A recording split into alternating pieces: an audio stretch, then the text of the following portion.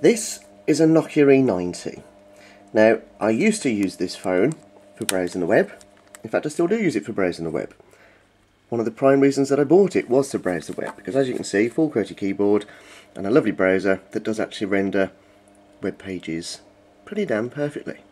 Now, as you can see, I'm on T-Mobile in the UK, and it used to be the case that I could browse any website that I wanted to.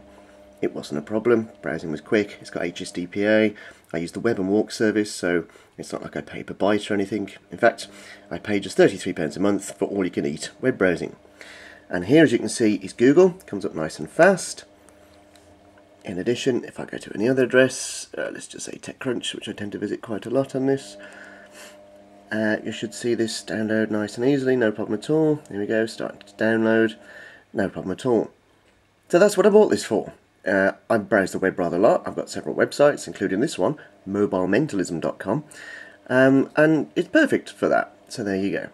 Or was perfect in my rosy little web browsing world. However, a few months ago, I started to notice that trying to log on to any website that required any form of authentication wasn't actually happening. All of a sudden, it seemed to stop.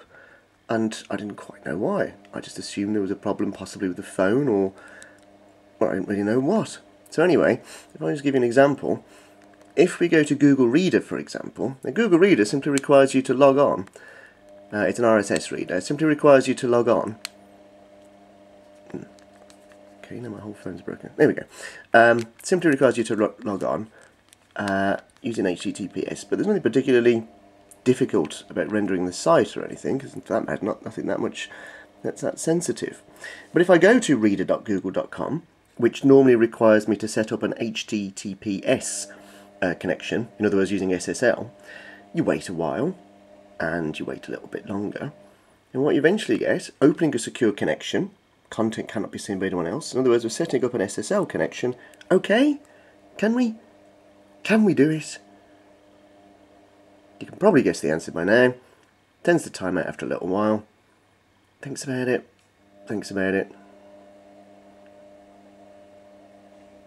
And the answer is... I can do some music at this point.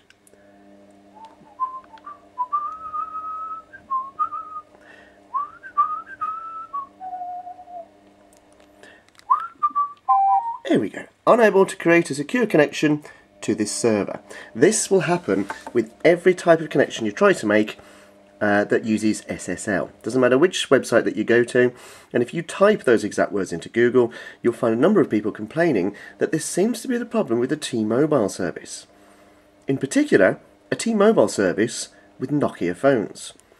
No, I thought this couldn't be. I thought T-Mobile, gigantic mobile phone company, if they're going to have an issue with Nokia, they wouldn't disable certain services on a Nokia phone. I mean, why have web browsing going, but disable SSL just on Nokia phones? That made no sense. But lots of people in mobile phone forums were quite emphatic that yes, T-Mobile were hobbling their data service just with Nokia phones. And I thought, well, maybe they've got issues with SSL in general across their network, but not just with one company. And I thought, well, how can I prove this? I need to know this. I phoned T-Mobile up, of course I've had no response. I've sent them an email, I've got no response to that either.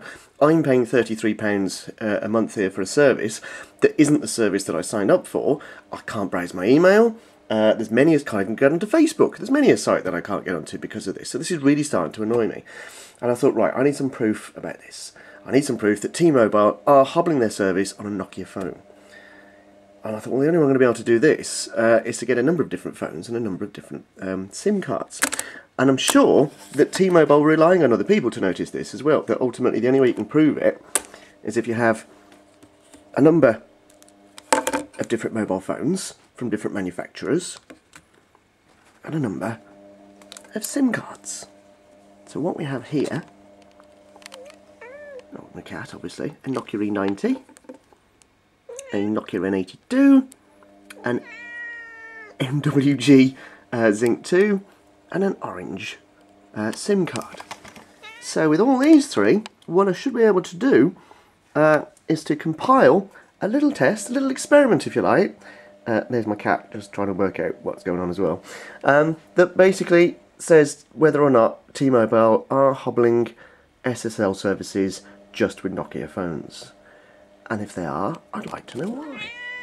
Stay tuned for stage step 2 of this video, in which I'll actually show what I'm doing and actually move all the different SIM cards around. If you want the full write-up on this, it's on mobilementalism.com.